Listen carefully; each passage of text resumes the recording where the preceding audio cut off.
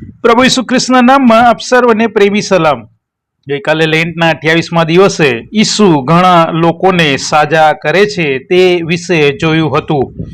આજે માથી 8:18-22 વચનો દ્વારા પ્રભુ ઈસુને અનુસરવાનું સાચું મૂલ્ય અથવા તો સંપૂર્ણ ત્યાગ કરનાર જ સાચો શિષ્ય આ વિશે જોઈશું।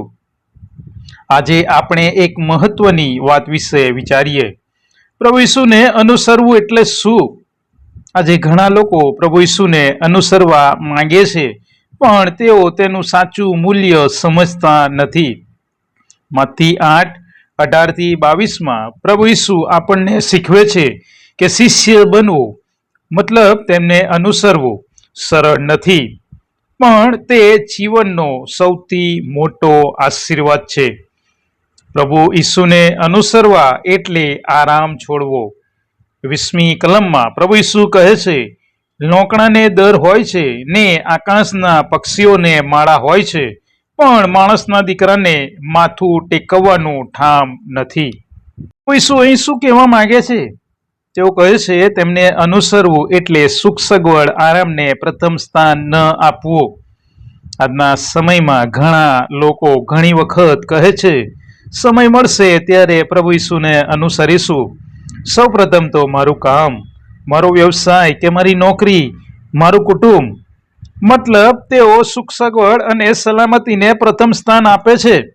પણ અહીં વચન સ્પષ્ટ કહે છે માણસને રહેવાને ઠામ નથી, મતલબ શિષ્યપણું એટલે પ્રભુને પ્રથમ સ્થાન આપવું। માથી 6:33 મુજબ પૃથ્વી પરના ઠામની જગ્યાએ સ્વર્ગનું રાજ્ય શોધવું। પ્રભુ ઈસુને અનુસરવું એટલે પ્રાથમિકતા બદલવી। 22મી કલમમાં ઉદાહરણ આપ્યું છે, એક શિષ્ય પોતાના મરણ પામેલા પિતાને દફનાવવા રજા માંગે છે।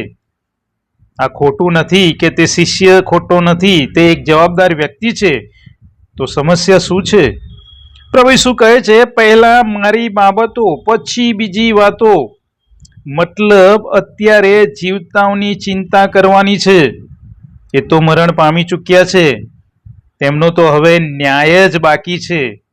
અને એટલે જ 22મી કલમમાં તેઓ કહે છે મુએલાને દાટવા દો। મુએલા મતલબ જેઓ સાચા શિષ્ય બન્યા નથી તેઓને સંસારના કામ જ કરવા દો, કેમ કે તેમની પ્રાથમિકતા પ્રભુ ઈસુ ખ્રિસ્ત નથી। આજે ઘણા લોકોનું જીવન આવું જ છે, પહેલા કામ, પૈસા, પરિવાર અને છેલ્લે ઈશ્વર।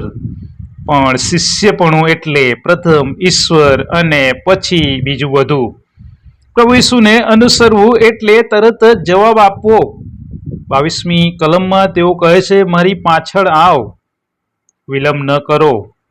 તમારો જવાબ તરત જ હોવો જોઈએ, પ્રભુ હું તૈયાર છું।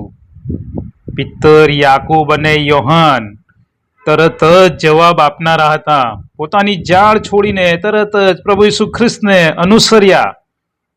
વાલાઓ, લેન્ટનો આ સમય આપણને પૂછે છે શું હું ખરેખર પ્રભુ ઈસુને સ્થાન આપું છું?